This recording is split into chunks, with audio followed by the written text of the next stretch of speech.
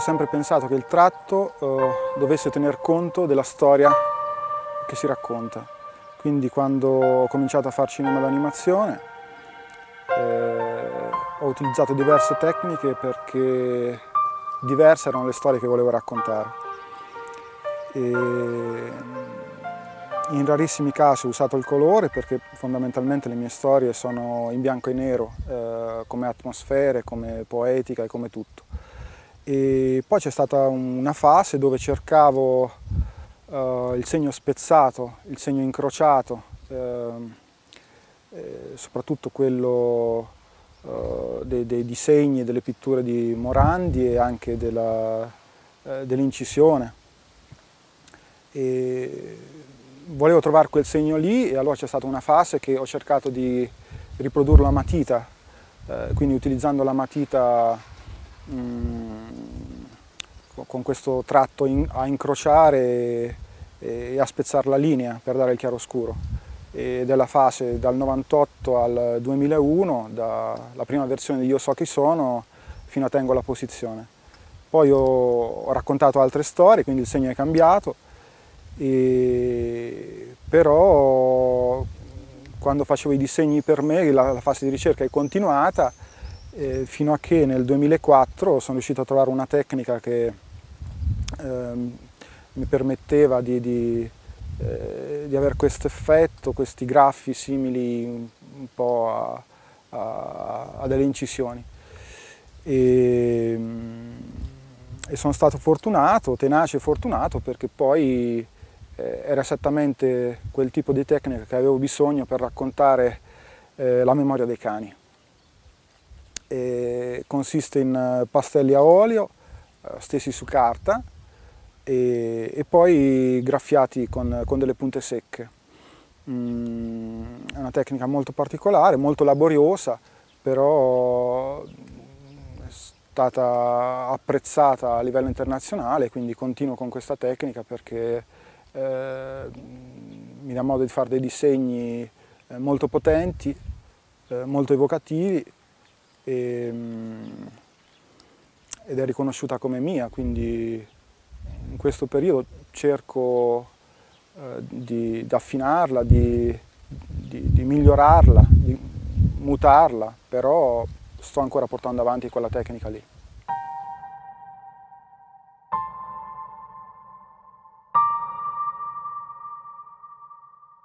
Io per tanti anni ho raccontato delle storie che erano delle storie surreali, oniriche, storie di sogni che avevo avuto oppure dei sogni che mi ero immaginato. Poi a un certo punto, per un motivo molto sciocco, c'era un festival che aveva come tema la marchigianità, ho voluto partecipare a quel concorso e ho dovuto in qualche modo confrontarmi con quella che era la mia storia e non solo la mia, e quindi ho fatto questo cortometraggio che si chiama Io so chi sono e parla in questi pochi minuti, la durata del corto, parlo di me, della mia famiglia, della mia terra, e paradossalmente nel momento in cui ho cominciato a raccontare della terra ho smesso di parlare di me in prima persona ed è una cosa che mi è piaciuta molto perché sono state tante persone, non solo marchigiani, che comunque si sono riconosciuti in quello che in questi pochi minuti io raccontavo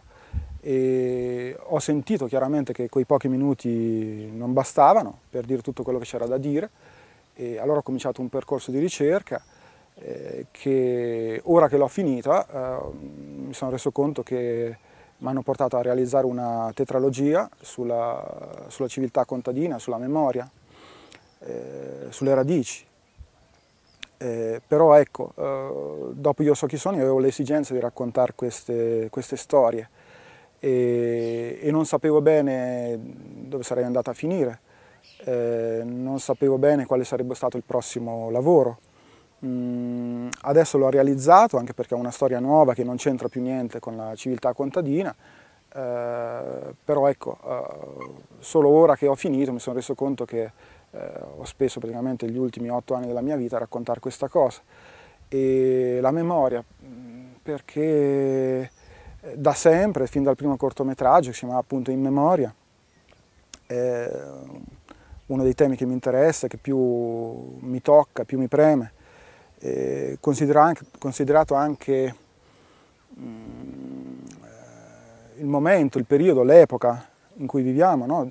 Stanno facendo di tutto per farci dimenticare, per renderci lobotomizzati in qualche maniera. E succede più o meno dalla discesa in campo di quel tal personaggio. Insomma, gli ultimi 20 anni sono stati tragici, abbiamo dimenticato tutto, abbiamo perso tutto, e allora in questo contesto particolare secondo me ci sta che uno invece si ostina a voler ricordare, perché io sono uno di quelli che sostiene che senza radici, senza memoria non c'è nemmeno uno sviluppo dell'albero, non c'è nemmeno un futuro. Sono cose banali che dicono tutti, però ci credo fortemente.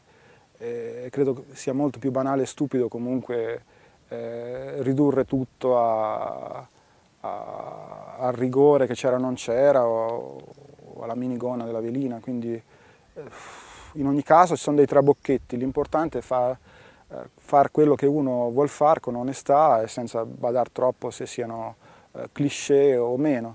Nel mio caso è un sentimento sincero, anche perché in questa parte d'Italia fino a non moltissimi anni fa, insomma, erano tutti contadini. Poi c'è stata una fase anche molto squalida, dove praticamente il termine contadino era diventato un insulto.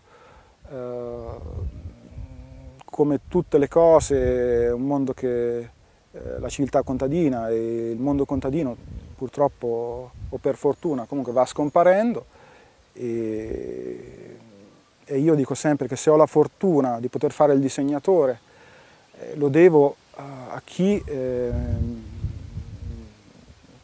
mi ha permesso di farlo, alle generazioni precedenti che sono spezzati le schiene nei campi e che hanno fatto dei sacrifici enormi per poter far studiare o per poter dare una vita migliore a chi veniva dopo di loro. Quindi un pochino per sentimento, un po' per carattere, un po' per riconoscenza verso chi è venuto prima di me, io racconto della memoria, della terra e della resistenza. La mattina del 5 di agosto si riunisce le truppe italiane per Gorizia, le terre lontane, il ritorno per tanti non fu mandato sui diversi fronti, in Francia, in Grecia e poi dopo in Russia. L'ha sentito a scoppiare una caduccia, Ugo Tonielli ferito restò. Viene raccolto da un soldato russo, dalla barba così molto anziano, e gli disse: anch'io sono italiano, dall'altra guerra sono rimasto qua. Lui si intende del suo cognome, gli rispose Tonielli Ugo, l'uomo cade a terra svenuto, figlio mio ti ho incontrato fin qua.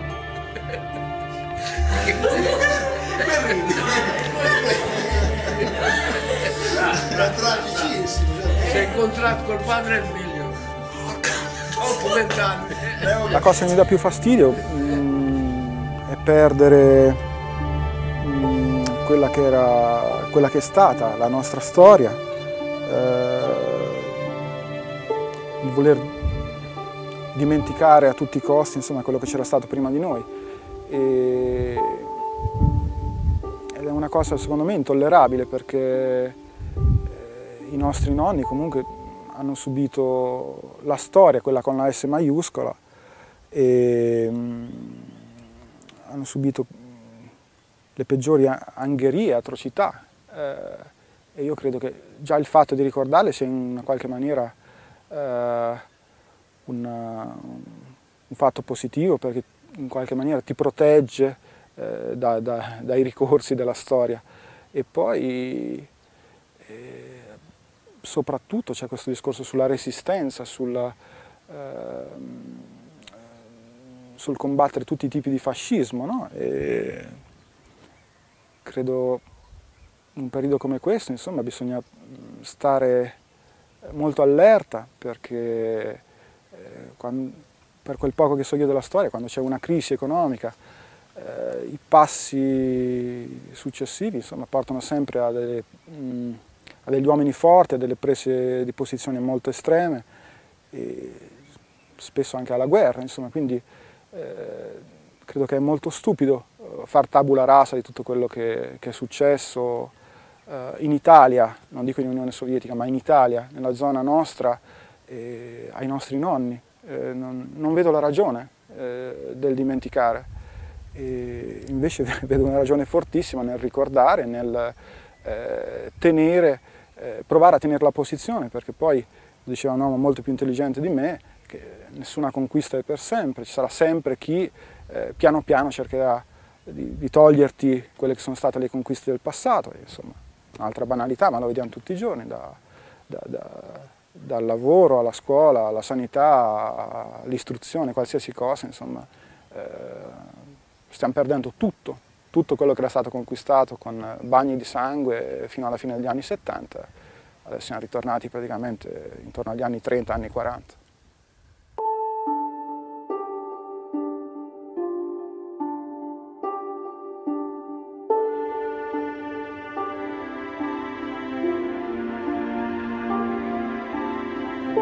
Definisco artista resistente perché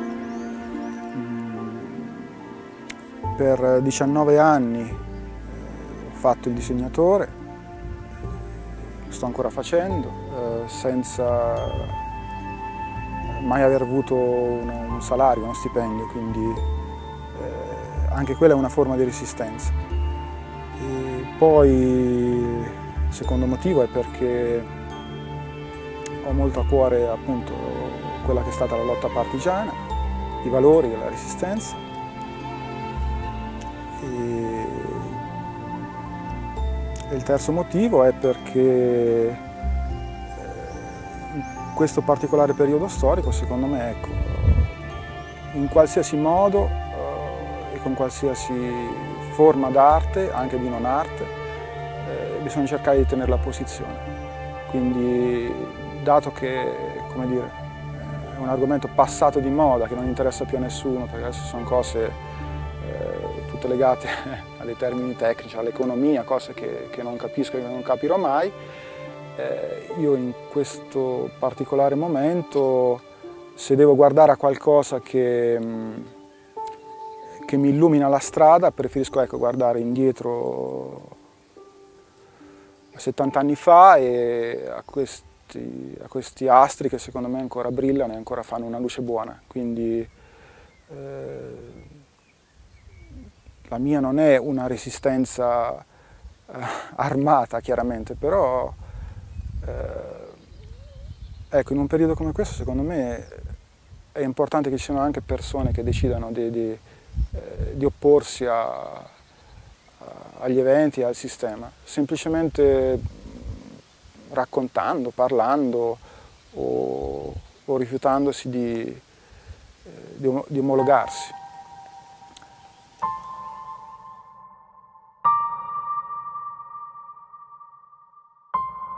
Probabilmente il fatto di essere arrivato a scuola molto tardi, con 9 anni di ritardo, diciamo, e dopo un'esperienza anche dura come quella della fabbrica, ha fatto in sì, insomma, che avessi già un carattere definito, forte e probabilmente impermeabile anche a tutte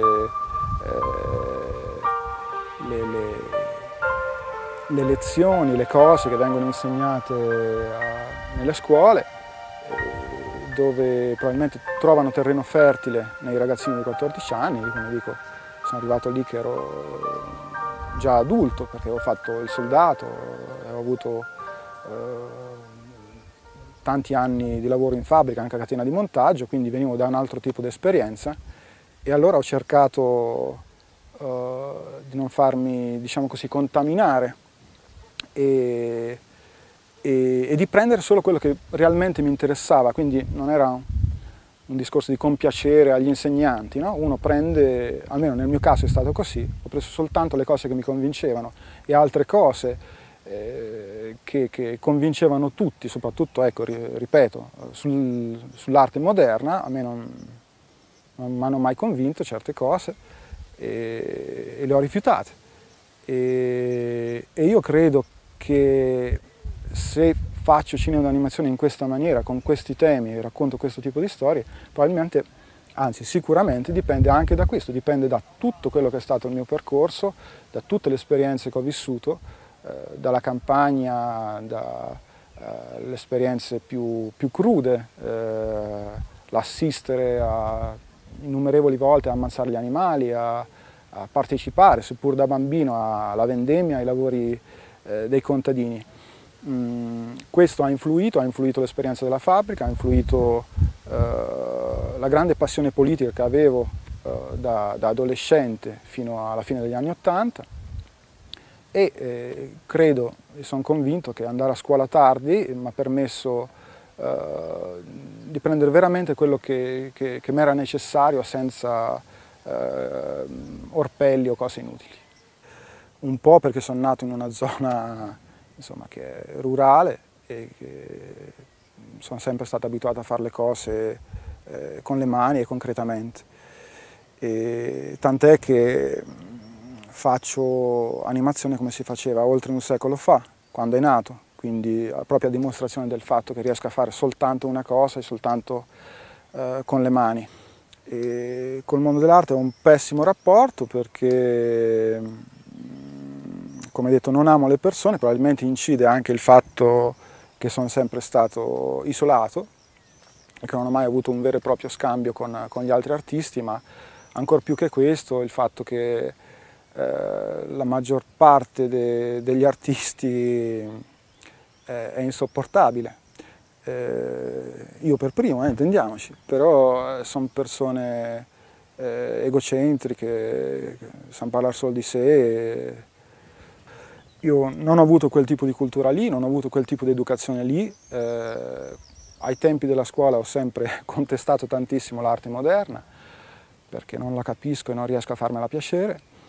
E a differenza di quello che si insegna nelle scuole e nelle accademie, io reputo invece delle persone altissime e probabilmente migliori di me chi fa dei lavori considerati invece umili, quindi mi piacciono tantissimo i contadini, gli artigiani, i falegnami, chi sa fare qualcosa e nel loro caso sanno fare tanto.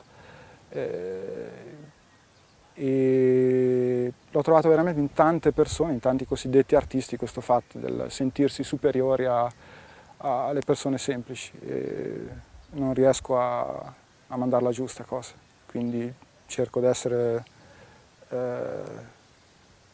più che posso vicino alle persone semplici.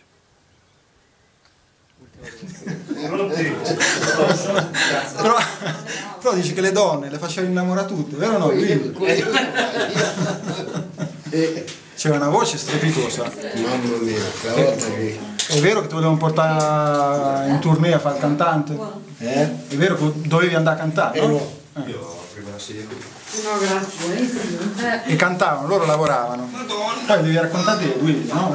Lavoravate tra contadini. Sì. Mentre lavoravano, Io cantavo sempre. fino alle 2 o 3 della notte. Allora che d'ogni bettola messicana danzano tutti al suono della vaiana.